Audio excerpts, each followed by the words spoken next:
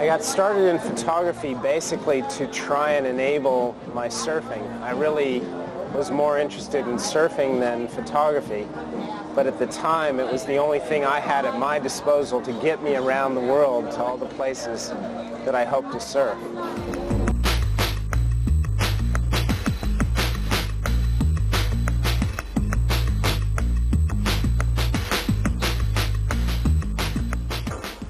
I started 25 years ago when things were manual focus and manual exposures and film speeds were very slow, and over the years that technology has come to the aid of the shooters, making everything easier. I'm very fluent in film, but I'm also fluent in digital.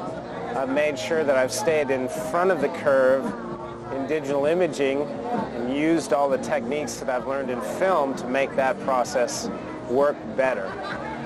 So I don't have any bias. I'm literate in both, and I think that's, each has its own application.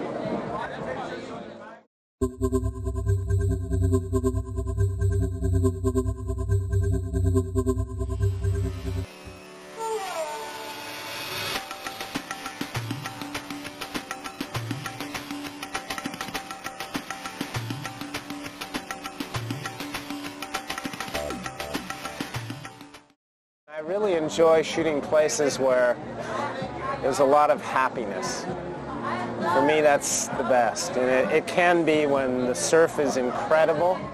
It can be at a party. It can be in the most obscure places. But when there's that overwhelming energy of love, it's incredible. And that's what I love the most.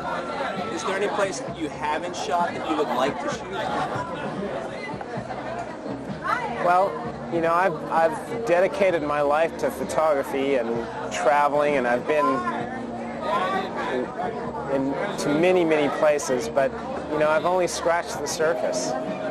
You know, the world that God created is so big and so limitless. It just, you can't do it all. So, you know, I feel like I'm just beginning.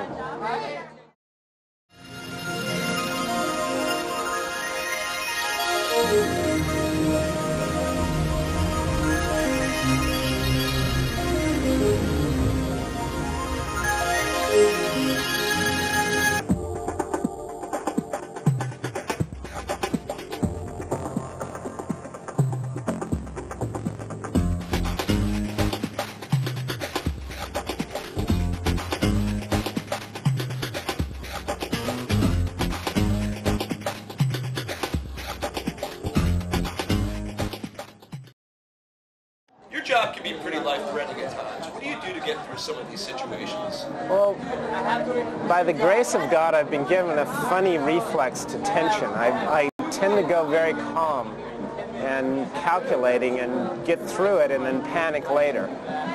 But I've been in many situations where it's a test of your abilities and a test of your survival instinct. And those moments really, you know, I'm not an adrenaline junkie, but they certainly put a highlight into life that's hard to deny.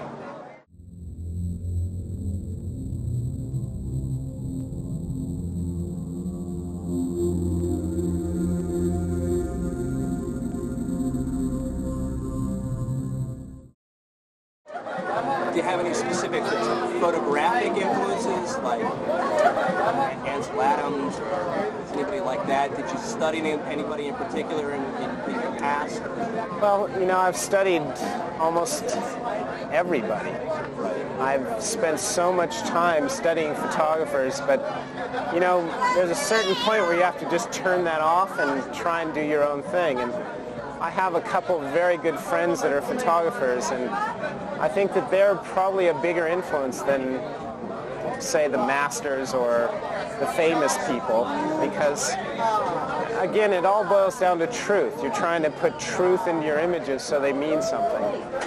And I think that probably Robert Maxwell's, who's one of my friends, is one of my bigger influences. Do you have any advice for anybody trying to start out within this industry, or in general? general? Well, my advice to somebody starting out in this industry is to really educate yourself on what you're going up against. You know, most people don't realize that in the world of photography, there are 58,000 working photographers in the United States in somewhat of a shrinking market. And every 6 months, there's 35,000 graduates with degrees in photography. So I think you really have to apply yourself, educate yourself, and really decide that you're going to make a successful go of it. And don't let anybody deter you or distract you from what you want to achieve. You've already answered this, but your favorite subject to shoot is like happiness, happy people, happy type subject. Well, you know, I think that there's so much beauty and so many beautiful things put on Earth, and we tend to look beyond them so much because we're living in a time when we're overstimulated and oversatiated. But I think that everywhere there's beauty, and you know, I think the main thing for me is to always keep my mind open and look toward the positive aspects of life. And when you look at things in that way, you can find tremendous subject matter wherever you are in any situation. But when it all turns to a very positive vein, it's something really magical.